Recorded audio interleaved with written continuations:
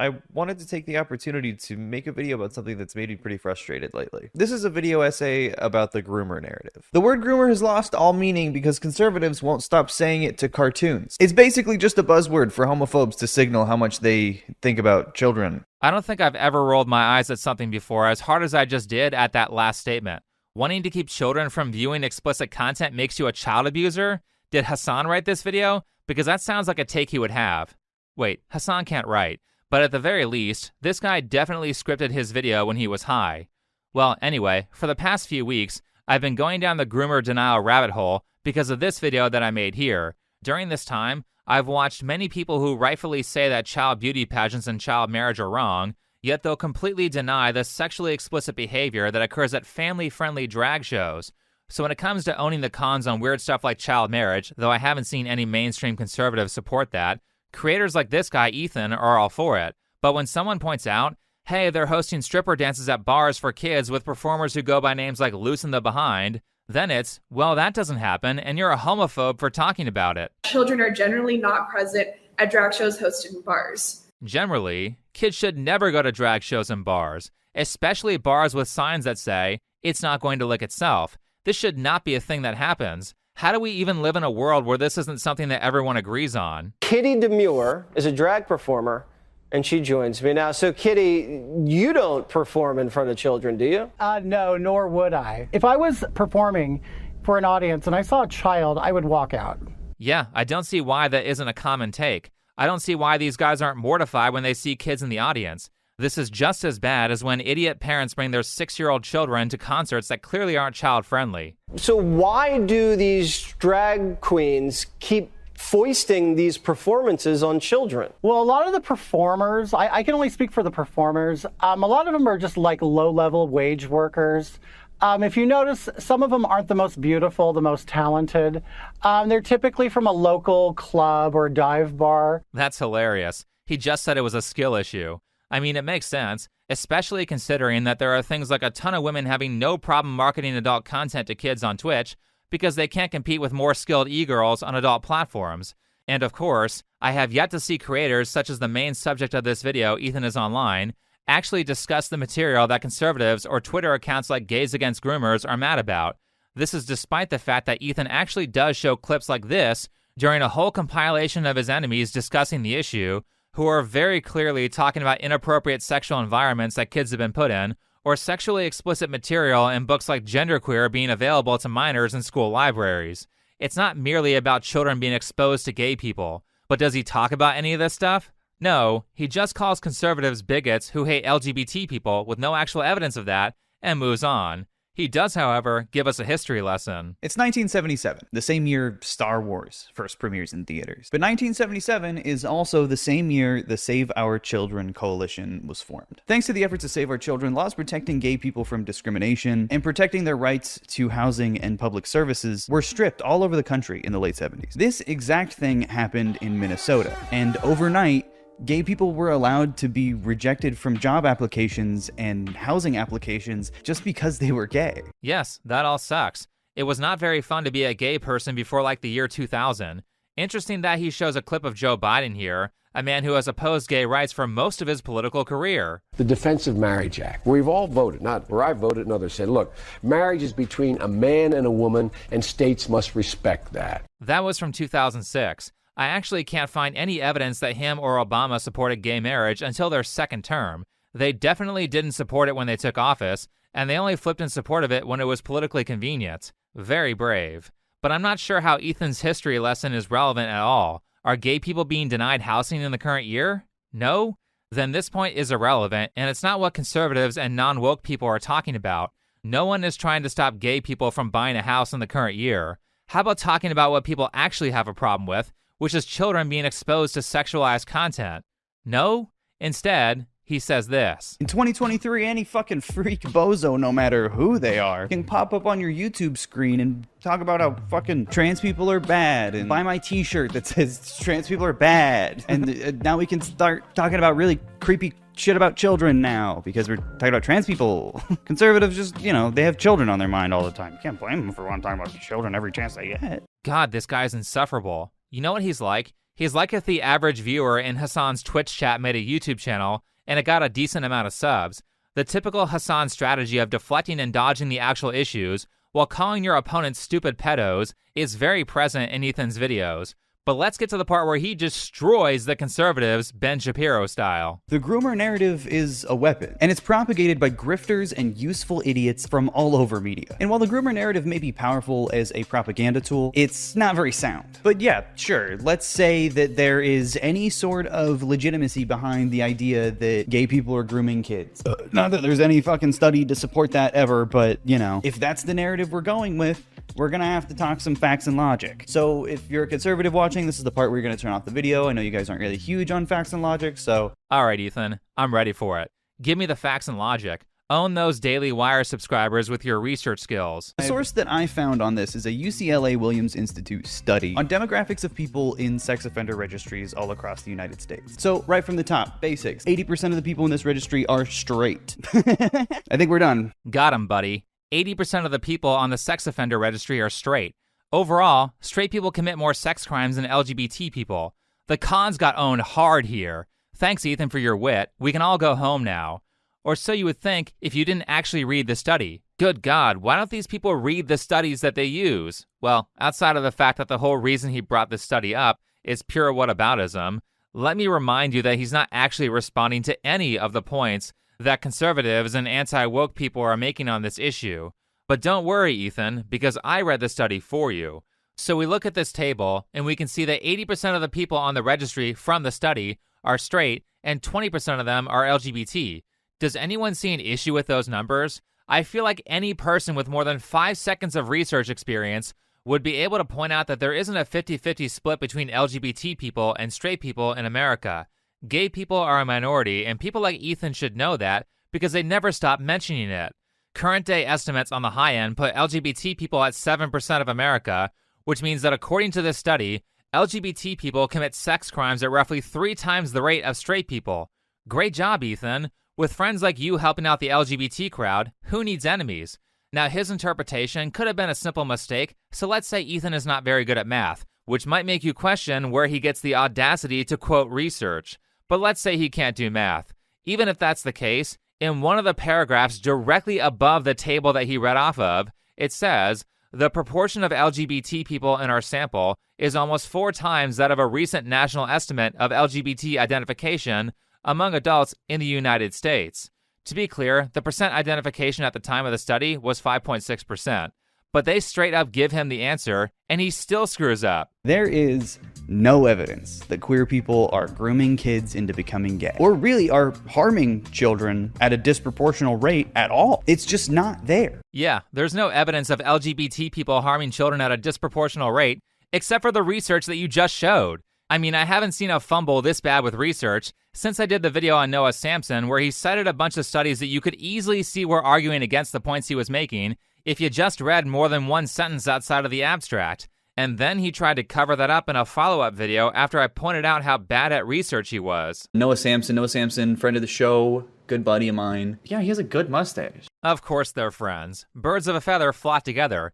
Ethan also is or was best friends with Nick is Not Green and participated in the false allegations and slander of Super Mega. I'm not going to explain that whole thing, but if you are aware of the drama, then it's very telling of what kind of person Ethan is. Though if you do want the full context, then Turkey Tom did a video on the whole situation. Not to mention that Ethan will flip out if people criticize the fat acceptance movement and call people bigots for telling others to take care of their health. So he gets offended when people point out that obesity is a thing that people can control. Yet Ethan thinks it's perfectly fine to make fun of multiple creators who are bald or balding, which really can't be controlled. His hairline. Also, if he takes his beanie off too, if he has to take his beanie off. If I described to you a balding white man with a podcast who peaked in high school, you'd probably be able to perfectly capture exactly what this man looks like. That's really funny when it comes from a guy who obviously doesn't take care of his health, a guy who dresses like he still lives with his parents, and a guy who constantly brags about smoking weed despite having asthma. Also, I have asthma, and a lot of heavier people do as well. Maybe put that vape pen down for a minute and give your lungs a break. Certainly nobody should be listening to this guy on any topics that involve health, nor should they be listening to him on topics that require research, because that error that I talked about isn't the only fumble that Ethan made. Now, I will apologize that you'll have to pay close attention, because he goes through these next couple of things quickly, and it's easy to miss what he's saying. Queer people are more likely to be incarcerated. 84% of queer sex offenders have been to prison or jail. He says that LGBT people are more likely to be incarcerated because he added up the values in the prison and jail-only columns, and the LGBT numbers were higher than the numbers for straight people. So his narrative is that LGBT people are experiencing unfair discrimination because they go to jail more often for sex crimes and serve longer sentences, which means they're being oppressed. Unfortunately, Ethan, you can't determine that by just looking at the numbers, because LGBT people might be going to jail or prison more often because they commit more crimes or more severe crimes. People don't always go to jail on their first offense. Where's your evidence that these LGBT sex offenders are being unjustly incarcerated by a more biased court system? Because personally, I don't see any. Ethan is just seeing a disparity and assuming it's because of oppression. Now, if only this study included some sort of information about the crimes being committed that would let us know if oppression was actually occurring. Oh wait, it does. It turns out that LGBT people go to prison more often because they abuse more people. There's more numbers that he gave on prison statistics, but the disparities aren't that big, and they can easily be explained away when you account for the number of crimes committed. But wow, it's this kind of lazy research that makes titles like "Lazy Content is Radicalizing People" extremely ironic. Yes, when you're too lazy to actually look at the numbers and use critical thinking skills, you will radicalize people into believing there's unfair discrimination when there's actually not. What a crowd of people to run the oppression narrative on, by the way. A bunch of child abusers. Most of these crimes, LGBT or straight, are sex crimes against minors. But we aren't done. We have one more galaxy brain take from Ethan here on this study. Keep in mind, these straight people that are getting shorter sentences or sometimes not seeing jail at all are doing more sexual assault of minors, indecent exposure, more molestation, more illegal recording, and more solicitation, which would cover grooming. Holy crap, I can't believe there's someone who is worse at research than Noah Samson. He's like, straight people have a higher percentage of solicitation than gay people. The numbers are 8% and 7.8%. Are you kidding? Do you guys remember when Noah Samson tried to gaslight everyone when I pointed out that men play video games 20% more than women do? And he's like, 20% more is not even that big of a deal. It's just 15 minutes a day. If that's true, then women making 20% less money in the workplace than men shouldn't be that big of a deal, right? Anyway, Noah's friend here is talking about a 2.5% difference and trying to make it look like the Grand Canyon. Yes, the math is correct on that. It's a 2.5% difference between 8 and 7.8. Considering that only 1,000 people were studied here, with a difference that small, you could have easily closed the gap by surveying more people or by surveying a different group of people. I'm going to throw out the data point on voyeurism because it doesn't happen that often on either end, but look at these categories. Almost the same number in every one, and if we're adjusting for population size, you have to note that LGBT people are committing these crimes at almost 4 times the rate. Interesting that Ethan said nothing about the category that LGBT people were higher in, which was owning, manufacturing, or distributing sexually explicit material of minors. He couldn't have missed it. It's the first category on the list. Why make this big deal about how conservatives don't like to look at facts and data, and then leave out the biggest percentage gap on the charts? This guy was making a mountain out of a 0.2% difference when there's a 6% difference on the first data point. I mean, this makes you look really dishonest and really unwilling to levy any nuance or information that makes your side look bad. Stuff like that is what radicalizes people. Now, surely he doesn't mess up more, right? Actually, he does. Let's talk about John Roach. John Roach was a Catholic archbishop in the Twin Cities from the 70s until the 90s. Listen, I know I said Catholic, and yes, it's exactly what you think. It is pretty extensively documented how much of a pedophile defender Archbishop John Roach was. It's no news that the Catholic Church is full of creepy freaks. We already know. Everyone knows. But all these conservatives all say the same shit about gay people. And listen, if you're friends with pedophiles and you say the same stuff as pedophiles, I don't know if you're all that good of a guy. I don't know. This one's going to be embarrassing. Ethan throws a lot of shade at the Catholic Church for sex scandals in the past. Rightfully so, because some of the people in the Catholic Church have committed some disgusting behavior. Here's where it gets good. Ethan uses that creepy Catholic Church argument to suggest that conservatives are a bunch of child abusers.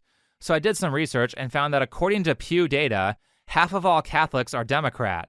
Here's an older study from 2014 where it shows that more Catholics identify as Democrat then they identify as Republican. All he had to do was a single Google search with some relevant terms to find this survey. It took me 10 seconds. It's really not that much work, but he didn't do it. It literally only took me a minute of research to find this data. I mean, it's fine to be bad at research, but if you're going to fail this hard, then being less arrogant would be a much better decision when it comes to optics. Why are all the pedophiles hiding with the conservatives? I'll just leave this Jeffrey Epstein article here. Also, since he made such a sweeping statement, all I have to do is find a single example to disprove him. His name is Jerry, and he got a 12-year sentence for soliciting photos from minors and sexual assault. Actually, considering that he used one example from 30 years ago of one person being protected by the Catholic Church, and I technically provided 2 examples, in an Ethan-like fashion, I'm going to declare myself as the winner. At least my examples were recent and not like, in 1872, a possible Republican abused a child, therefore all Republicans are child abusers. On top of that, he actually gave more examples of children at drag shows than he gave of possible conservatives being child abusers. I've never seen a content creator take so many L's in my life. Let's go over one last thing. Even though there's no evidence to support that you can turn someone else gay, much less a child. But yeah, sure, let's say that there is any sort of legitimacy behind the idea that gay people are grooming kids. Not that there's any fucking study to support that ever, but, you know. Considering that you're terrible at research, I have to ask, is there no evidence? Or are you unwilling to accept any evidence that you could be wrong?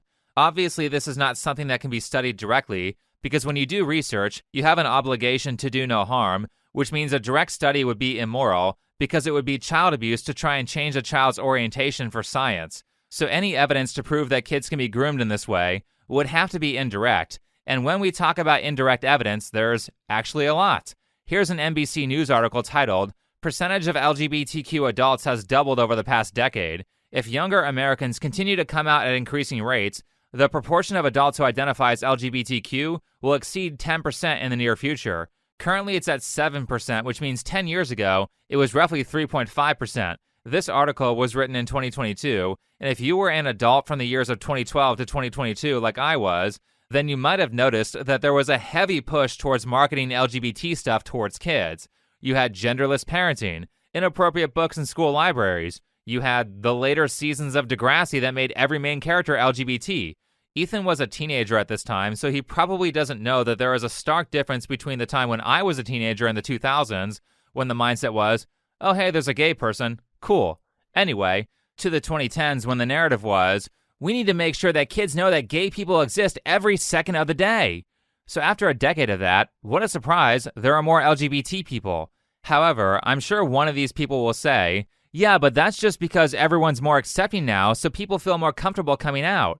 All you have to do to disprove that idea is to look at the Gallup poll that NBC is referencing and notice that all the adults who are now identifying as LGBT are like freshly 18 Gen Zers. You don't see a massive increase in the percentages of people identifying as LGBT past the millennial generation.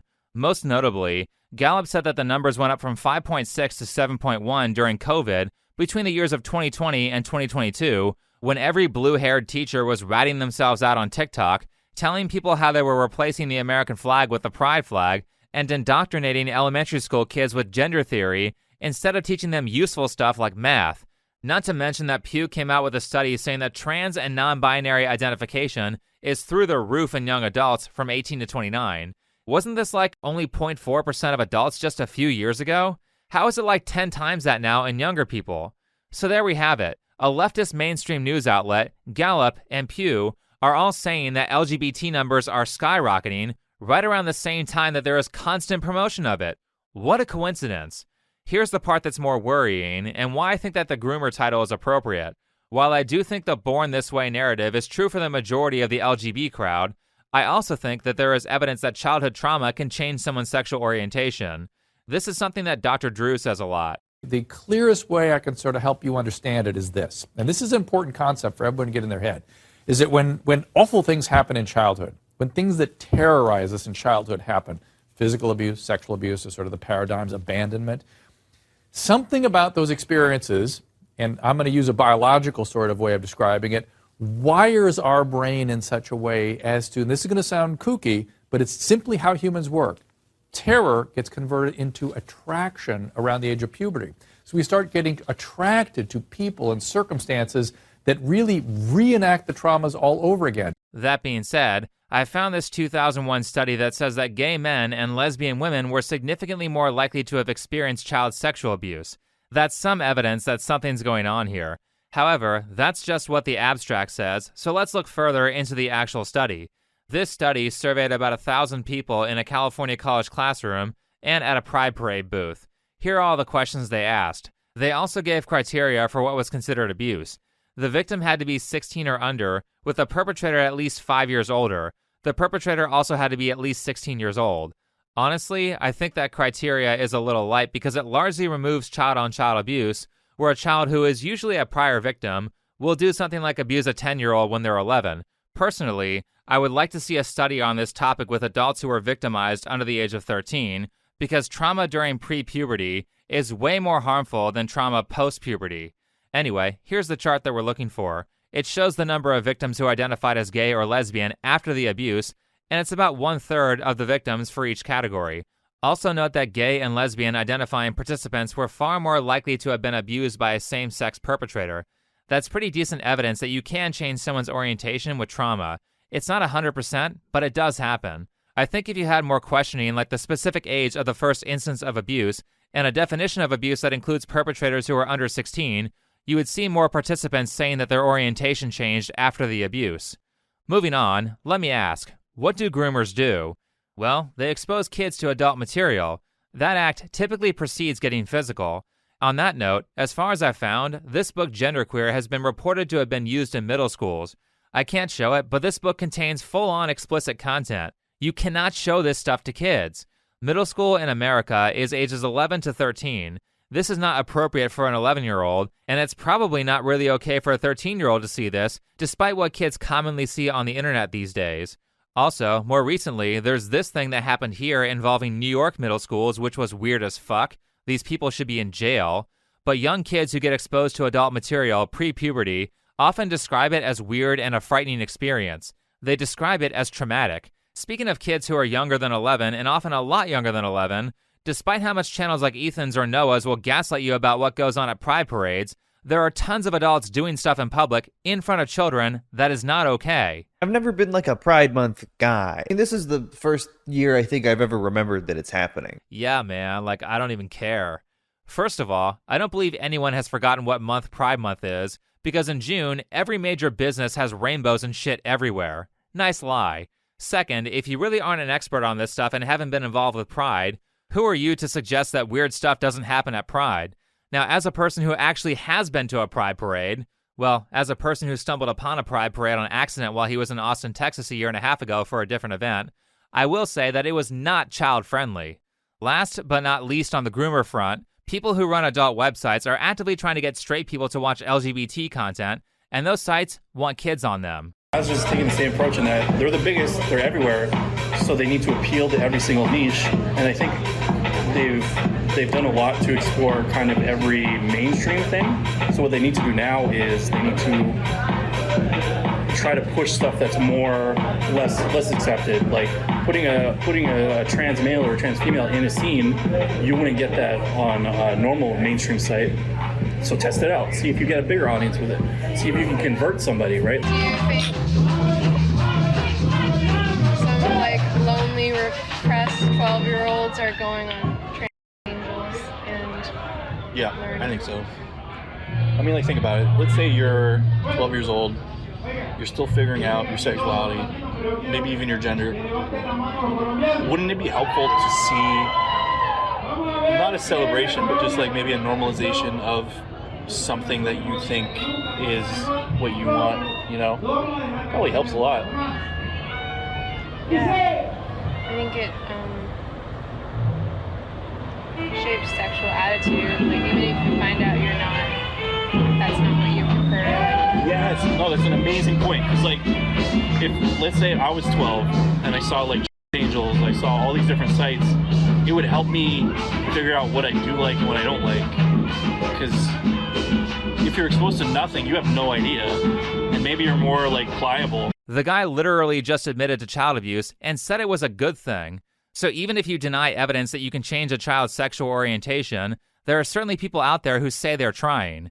But speaking of my last video, where I go into the problem of freely accessible adult content, with the age verification being, trust me bro, the very real issue with all the LGBT propaganda, outside of the fact that we are currently in a birthing crisis, is that when young people are exposed to sexually explicit material, particularly if it's before puberty, that material is traumatizing and causes them to develop all kinds of pathological behaviors and mental health issues by the time they become adults. And the great thing about people with mental health issues is that they are extremely easy to turn into useful idiots who will parrot any political agenda that you tell them to, which is why I think the powers that be spend so much time flooding LGBT stuff towards kids and do nothing to help prevent 8-year-olds from being exposed to adult content, like arresting people at Twitch for the artistic nudity rule change. It's not about rights. In terms of the LGBT crowd, they have had public acceptance for at least 20 years now. Literally no one cares if you're gay. And gay people have had all the rights of straight people since 2015. Where's the discrimination?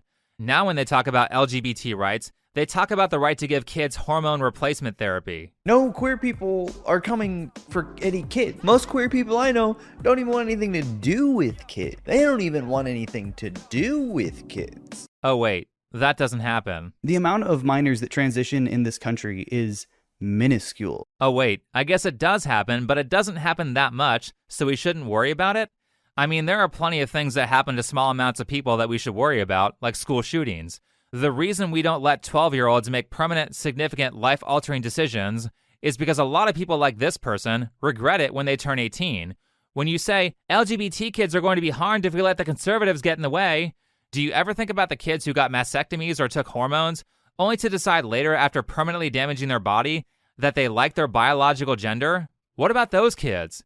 This all goes back to the arrogant Hassan style of arguing of, anyone who's not on my side is evil. I mean, I watched this guy Ethan have a melty because Charlie White, a non-political streamer, effectively a normie, thought that leftist modern art was stupid. Fascist propaganda and gamer streamer should not be saying the same things. I'm sorry your favorite YouTuber doesn't like exactly everything you like. This kind of mentality breeds a certain kind of narcissistic person who is terrible at seeing the viewpoints of others and never listens to feedback, so the points they make are incredibly weak, like trying to own your enemies with a study that you found that actually makes you look very bad.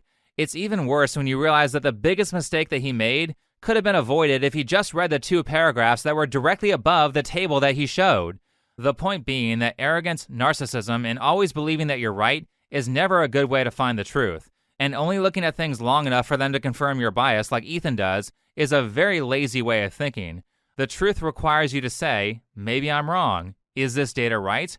What are my opponents saying, and is there any validity to it? If you want the truth, or the closest thing to it, then you should start with doubt and disbelief and see if the information still holds up. Anyway, thanks for watching, follow me on Twitter, and I'll see you in the next video.